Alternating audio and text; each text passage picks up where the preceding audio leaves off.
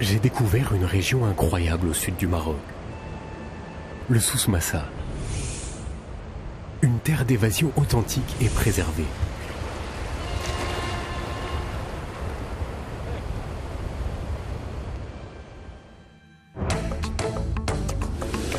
Mon voyage commence à Agadir, l'une des plus belles baies du monde. En longeant la côte vers le nord, je découvre les plages magnifiques qui se prêtent à de nombreuses activités.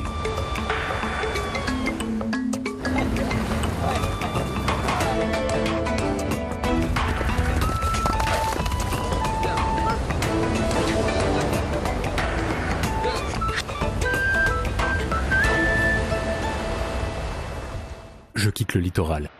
Direction l'arrière-pays vers Imouzer Ida Ouattana.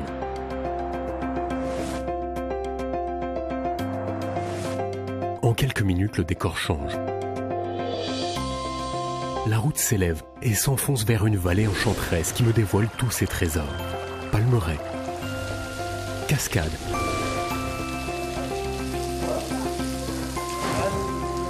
ou encore la plus grande grotte explorée en Afrique.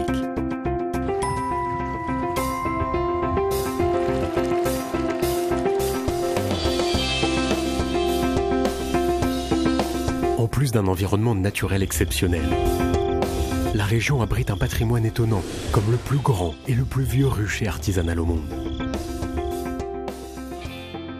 Je poursuis mon chemin pour me rendre à Taroudant, 100 km plus au sud.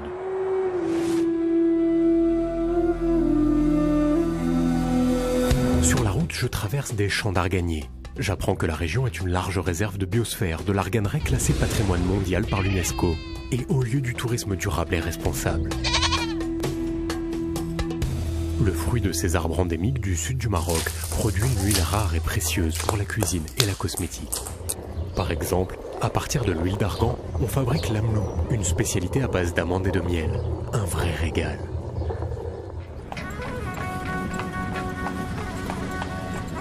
Me voici à Taroudant, surnommée la petite Marrakech. Derrière ces remparts majestueux se cache une petite ville charmante aux souks animés. Non loin d'ici, je découvre à Dodane la palmeraie de Tiout et sa casbah, avec ses palmiers dattiers qui s'étendent à perte de vue. En continuant vers le sud, j'arrive à Tata.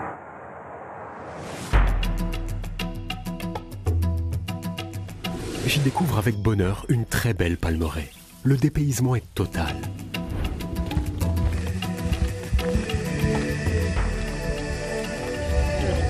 La région offre des circuits de randonnée au cœur d'une nature sauvage.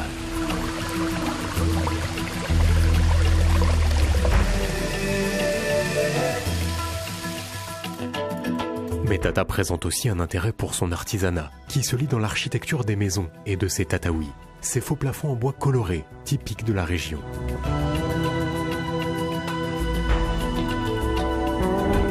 Je reste admiratif devant la qualité des poteries artisanales fabriquées selon des procédés traditionnels.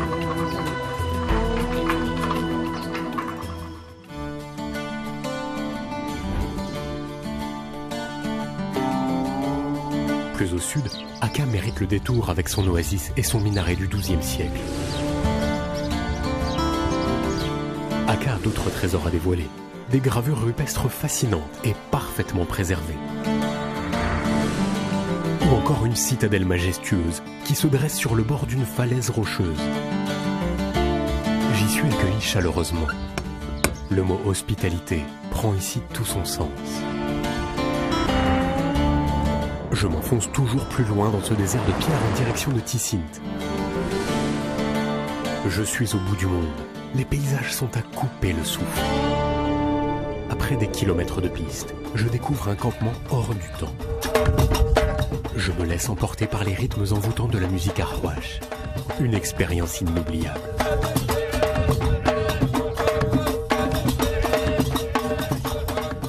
Je reprends mon circuit vers la province de Tiznit.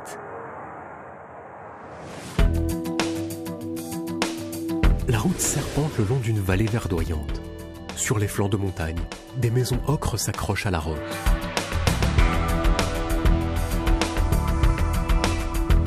À Tafraout, je m'étonne de ces rochers peints. Je suis plongé dans un décor minéral où les montagnes prennent des formes improbables. quelques kilomètres, une curieuse formation rocheuse surnommée le Chapeau de Napoléon surplombe le village pittoresque d'Agardudal. En quelques minutes, le décor change. Une nouvelle vallée émaillée de nombreux petits villages pittoresques me dévoile tous ses charmes. Je suis dans un vrai jardin d'Éden qui met tous mes sens en éveil. Au plus près de la population et de ses coutumes, je vis en totale immersion.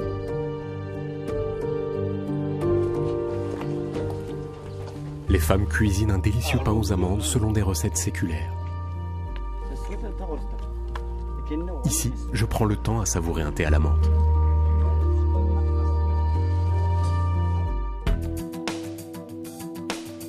Je quitte Tafraout en direction de Tiznit, qui m'enchante avec sa médina ceinturée de remparts datant de la fin du 19e siècle. Ici, des artisans confectionnent les plus beaux bijoux en argent du Maroc.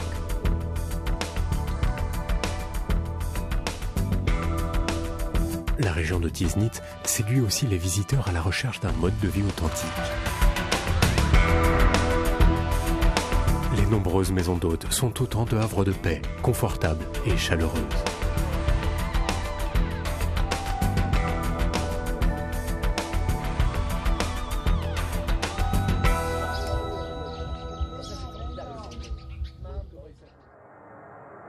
Je remonte vers le nord, vers la province de Shtuka-Idba. Enfin les voilà, les fameux Igoudars, ces greniers collectifs, véritables forteresses, qui renfermaient les récoltes si précieuses pour les villageois.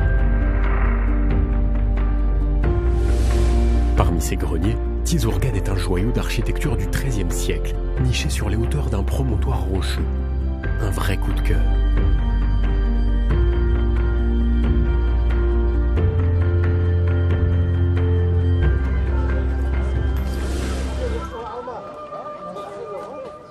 À proximité, je découvre un souk animé, où les artisans excellent dans la fabrication de babouches, des petits chefs-d'œuvre.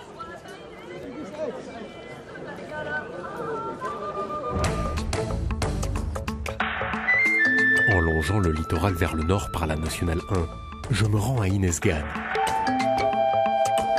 Une ville réputée pour son activité commerciale. Avec ses nombreux marchés, elle est un lieu important du commerce de fruits et légumes de tout le Maroc.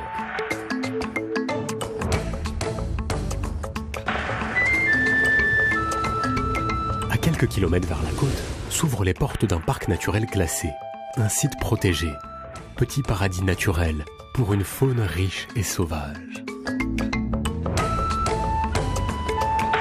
Mon périple se termine sur l'Oued Massa, qui se jette sur l'Atlantique et ses plages vierges. Je repense déjà au prochain voyage au cœur de cette région incroyable, le Souss Massa.